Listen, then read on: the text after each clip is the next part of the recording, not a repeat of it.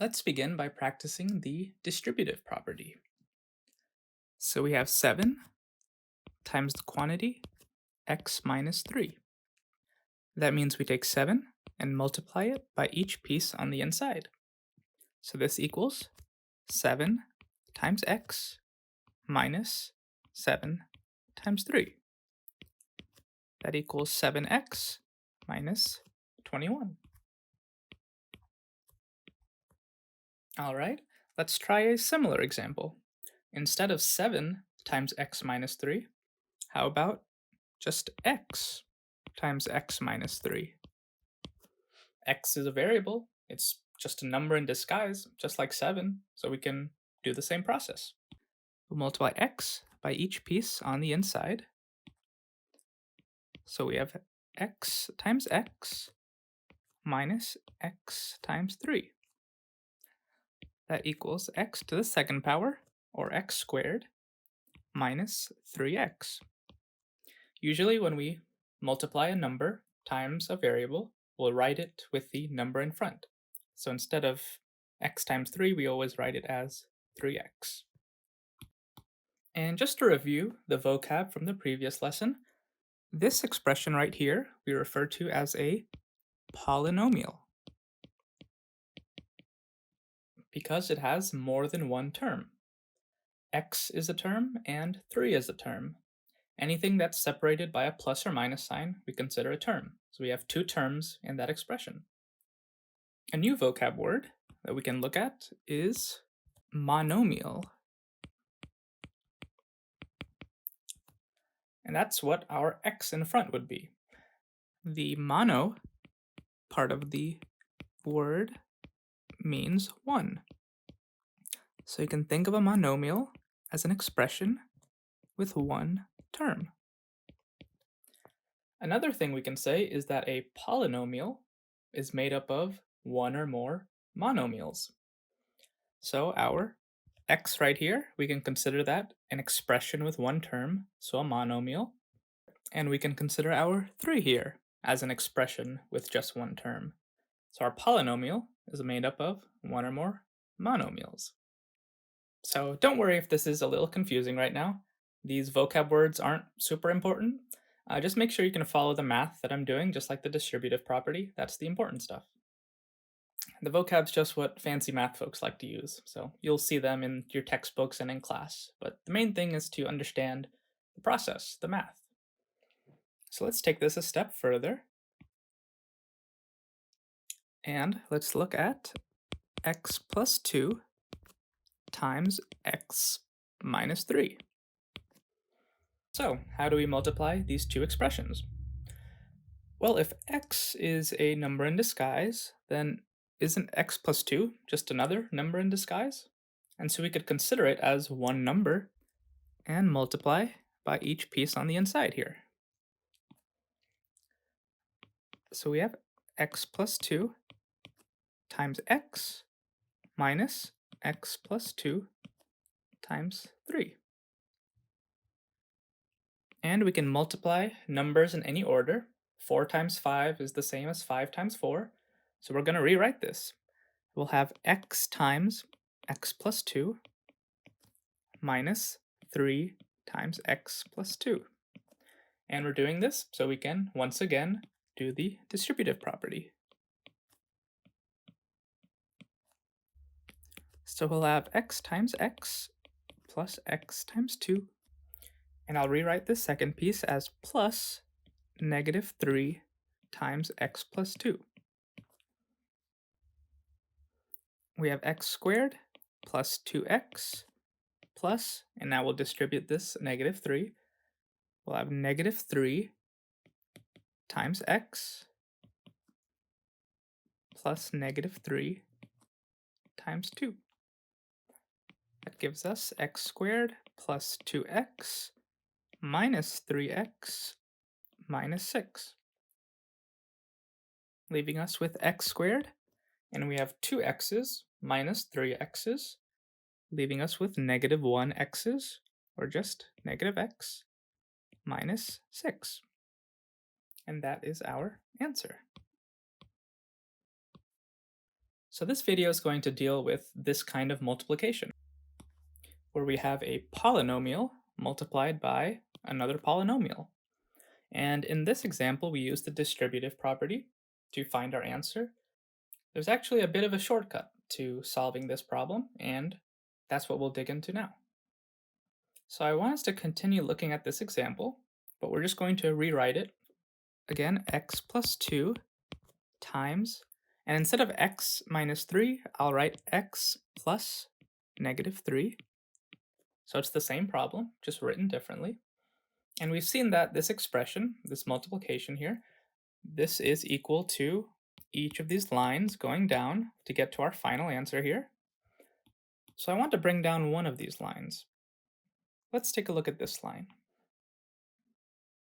In that line, we see that our product, our multiplication, is equal to x times x plus x times 2 plus negative 3 times x plus 2.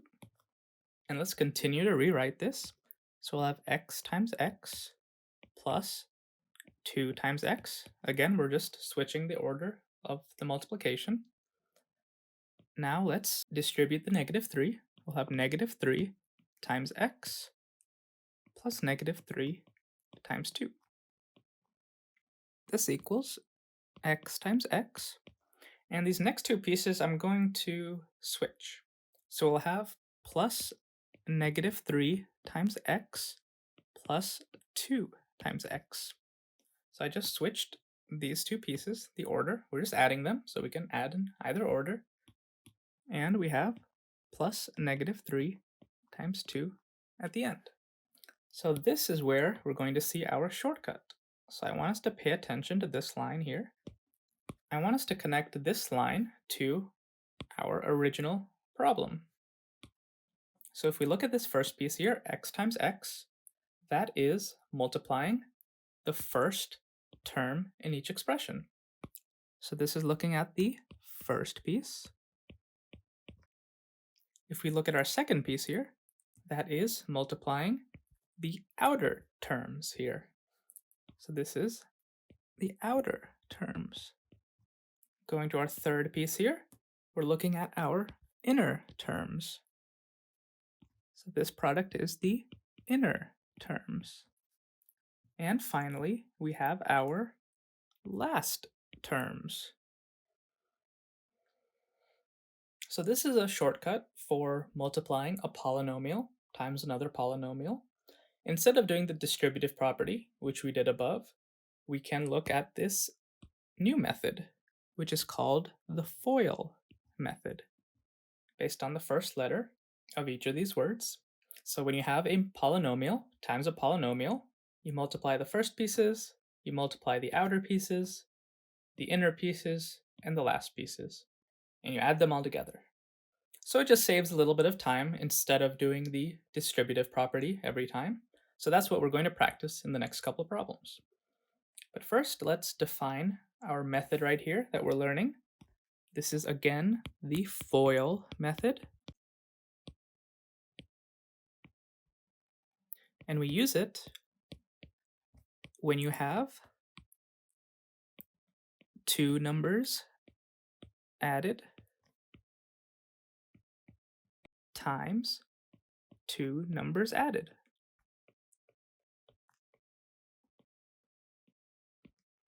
So as we see above, we have x plus 2, which is two numbers added. X is just a number in disguise. And we have x plus negative 3. So we originally had x minus 3. So we have to rewrite the expression to have two numbers added. So we rewrote it as x plus negative 3.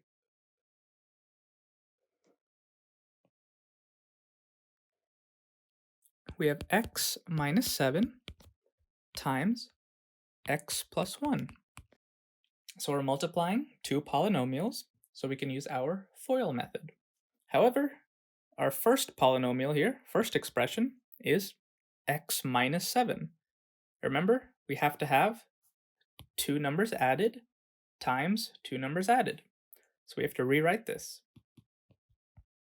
So we can rewrite this as x plus negative 7 times x plus 1. Now we're ready to use the FOIL method. So let's write out our letters. So the FOIL method says we multiply the first piece in each expression. So we have x times x. Next, we multiply our outer pieces, the pieces that are on the ends. So we have plus x times 1. That completes our O. Then we multiply our inner pieces. That would be plus negative 7 times x. And finally, we multiply our last pieces. That is negative 7 times 1. All right, our FOIL method is done, and now we can just simplify what we have here. So we have x times x, or x squared, plus x times 1, which is just x. And we have plus negative 7x, so we can just write minus 7x, plus negative 7 times 1, which is just minus 7. We'll have x squared, and we have 1x minus 7x's, leaving us with negative 6x's minus 7. Let's try one more example. And I'll give you a bit of a challenge on this one. So we have 4x minus 5 over 6 times 7x plus 15. So I know this looks terrible, but again, it's just a polynomial times a polynomial. Just a little messy. So this will give you some practice with your arithmetic. First, before we can get into our FOIL method, we need to write it in the proper form. We need to have two numbers added times two numbers added. So we'll rewrite this as 4x plus negative 5 over 6 times 7x plus 15. So we have two numbers added times two numbers added. So we're ready to go. The first step in our FOIL method says to multiply the first terms. So we have 4x times 7x. Then we multiply the outer terms. We'll have 4x times 15. Then we have our inner terms, negative 5 over 6 times 7x. And finally, we have our last terms, negative 5 over 6 times 15. Now, all we have to do is simplify this. So to start off, we have 4x times 7x. So another way to write this would be 4 times x times 7 times x. Or we could say 4 times 7 times x, which leaves us with 28x squared. So since you can multiply numbers in any order, when you see 4x times 7x, you could immediately just multiply the 4 and the 7 and the x and the x. So you can go straight to 28x squared. Our next piece has 4x times 15. Again, this is the same as 4 times x times 15, which is the same as 4 times 15 times x. 4 times 15 is 60, so we'll have 60x. Our next piece has negative 5 over 6 times 7x. We can write that as negative 5 over 6 times 7 over 1 times x, leaving us with negative 35 over 6 times x. Next we have negative 5 over 6 times 15. So I'll write this a different way. I'll write this as negative 5 over 2 times 3, which is just 6, times 5 times 3, over 1, which is just 15. So let's go to the next line to continue simplifying this. We have 28x squared, and we have 60x plus negative 35 over 6x. So we're going to have to add these x's together. And since we have a fraction there, we need to get like denominators. So 60 is the same as 360 over 6. And then we'll have our minus 35 over 6x. All right, we'll get to that in the next line. Looking at our last piece here, I'm going to rewrite this one more time. So we'll have negative 5 times 5 over 2 times 3 over 3. So this is still the same thing. When you're multiplying fractions, you multiply all the pieces on top, and then you multiply all the pieces on the bottom. And so rewriting it in this way keeps the same thing. We have the same numbers on top that we're multiplying divided by the same numbers on bottom. So there's a few ways to write this. You could even take it a step further, for example, and write it as negative 5 over 2 times 5 over 1 times 3 over 3. We keep the same numbers on top that we're multiplying, the same numbers on bottom that we're multiplying, so it's an equivalent expression. But the reason I wrote it like this is that we can see that we'll have 3 over 3, which simplifies to 1. And usually when you're working these problems, you'll be told to cancel the 3's in this step above. You can cancel those 3's because we can rewrite the expression to get 3 over 3, which is 1.